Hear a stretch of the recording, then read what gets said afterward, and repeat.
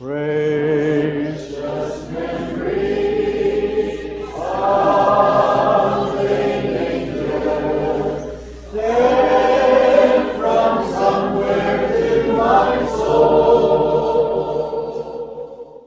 Today, what I have to say is probably not new to you. Very little of what I have to say is new to you. You've heard it before. Select tribe, and out of that tribe they would select priests. He says, no, when you accept me, you all become a kingdom of priests. This isn't just for a special elite group. This is for those who are washed in my blood. It's mid-80s, and I had grown my hair a little longer and had grown a rat tail. And my mother told me if I cut my hair for my Mennonite school graduation, she would never comment on my hair again. So I did.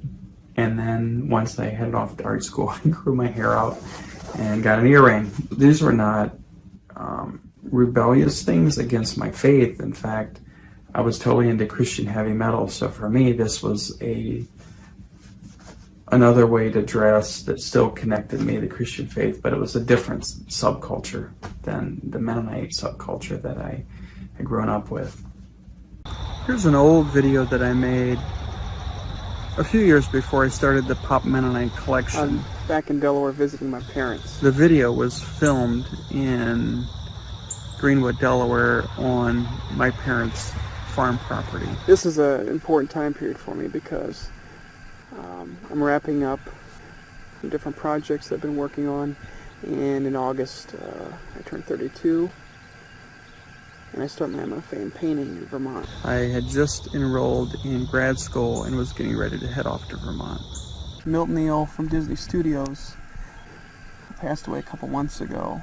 Brainstorming, thinking through some of my objectives. I think an artist's work becomes significant when they stop and they ask themselves, what is unique about me, about my experiences, the way I look at life? What makes me different than anyone else on this earth? And I've thought about my Mennonite background, my artistic style of expression, that to a certain extent I've kind of tried to hide. The leader of the Mennonite church, Menno Simons, was around 32 when he started to challenge the authority that was put over him. And as I move into my MFA program and as I'm working on thesis of work, I get caught up. How will people accept this work? And who's the work for? And I know to be true to myself, I just need to express it, and the way it comes out will have to stand on its own. Deeply human, and that's not created for any kind of commercial, institutional purpose. Religious art from the medieval time period was created for the church, and the artists were simply commercial artists, even though the work is wonderful. And I deeply respect the Renaissance painters. Thematically, there was very little self-expression, and it wasn't really until Rembrandt and some other artists like El Greco. I've had several galleries tell me there's two types of work that's not selling: nudes and religious art.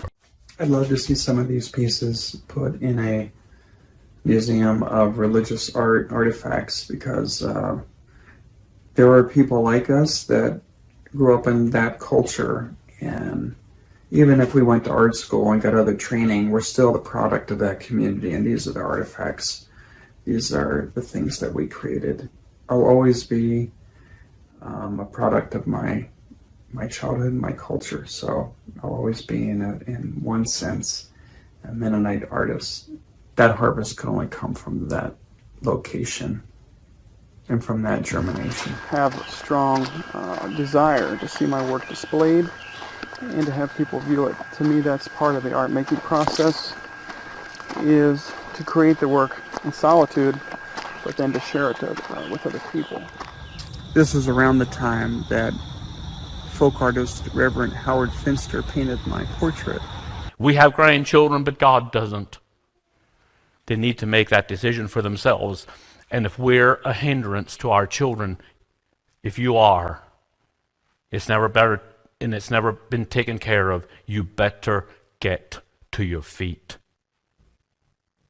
Because it could affect our children's eternal destination, and I don't know anything that's more serious on earth than that.